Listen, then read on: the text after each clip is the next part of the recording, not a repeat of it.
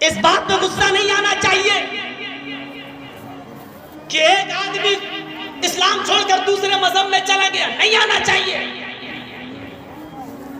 اس پر تو اللہ کا شکر ادا کرنا چاہیے کہ بار الہ تو نے اسلام کو ایسے گندے لوگوں سے محفوظ کر لیا ہے، اس پر غصہ آنے کی ضرورت نہیں۔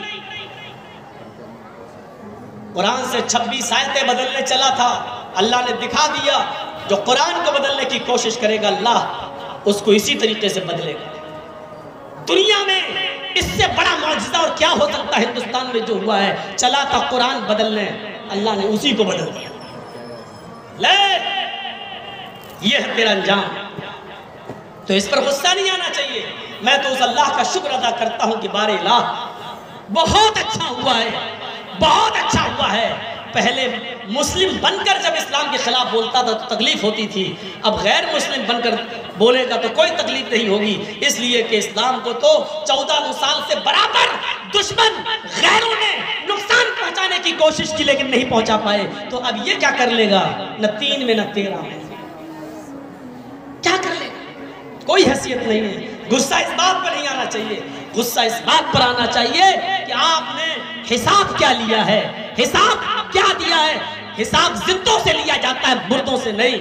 آپ مدرسے کا کمیٹی ہے، حساب لیجئے، ہم جو چندہ دیتے ہیں بتائیے کہاں خرچ کرتے ہو، کہاں لگاتے ہو، بچوں پر کتنا خرچ ہوتا ہے، یہ حساب لینے کی ذمہ داری آپ دیتے ہیں تو آپ لیجئے اس کا حساب۔ مدرسے والوں کو حساب دینے میں شکایت نہیں ہونی چاہیے۔ تم کون ہوتے ہو حساب لینے والے؟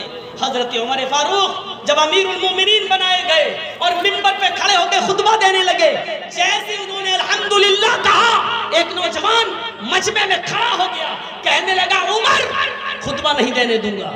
کہا کیوں؟ پہلے یہ بتاؤ، آج نیا کرتا پہن کر آئے ہو، یہ نئی قمیص پہن کے آئے ہو، یہ نئی قمیص تمہیں کہاں سے ملی ہے؟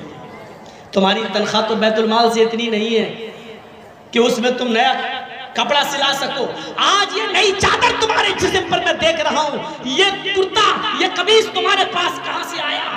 حضرت عمر جواب دیتے ہیں کہ اس کا جواب میں نہیں دوں گا، میرا بیٹا دے گا۔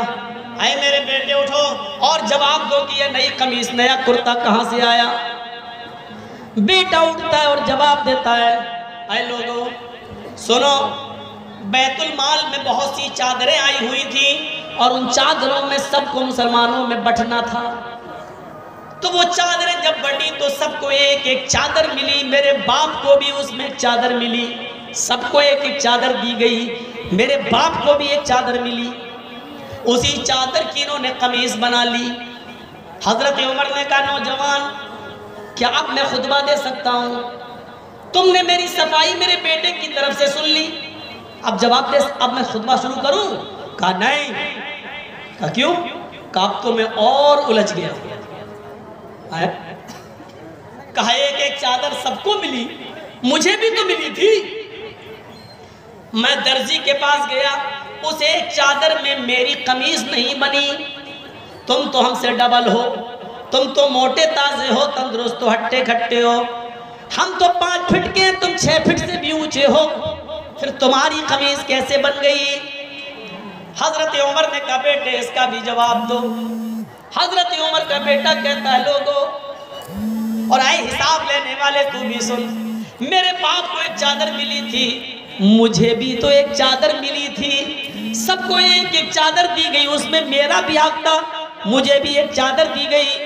میں نے اپنے باپ کی قمیص میں کئی جوڑ لگے ہوئے دیکھے، پیبند لگے ہوئے دیکھے، تو مجھے اپنے باپ کی قمیص پر بڑا افسوس ہوتا تھا کہ میرے باپ کے پاس کوئی کپڑا نہیں ہے، تو میرے باپ نے، میں نے اپنے باپ کو اپنی بھی چادر دے دی، اپنی چادر اور میری چادر دونوں چادریں ملا کر میرے باپ نے قمیص بنا لی۔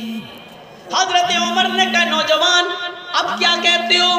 اب میں خطبہ دوں؟ وہ نوجوان بیٹھ گیا، امیر المومنین اب آپ خطبہ دیجئے، اللہ کی قسم مجھے فخر ہے کہ میرا امیر ایسا ہے کہ جس نے امانت میں خیانت نہیں کی ہے، جس نے ایک پیسے کی بھی امانت میں خیانت نہیں کی ہے، کپڑے کے ایک تار کی بھی امانت میں خیانت نہیں کی ہے۔ اب آپ خطبہ دیجئے، میں نے یہ سب کے سامنے اس لیے پوچھا تاکہ آپ کی صفائی سب کے سامنے آ جائے۔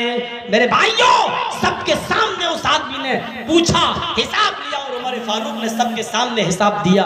حساب زندوں سے لیا جاتا ہے، مردوں سے نہیں۔ مردے تو مر گئے، وہ اپنے کرم جو کیا ہے اس کے حق وہ بھگتے، اچھا کیا تو اچھا، برا کیا تو برا۔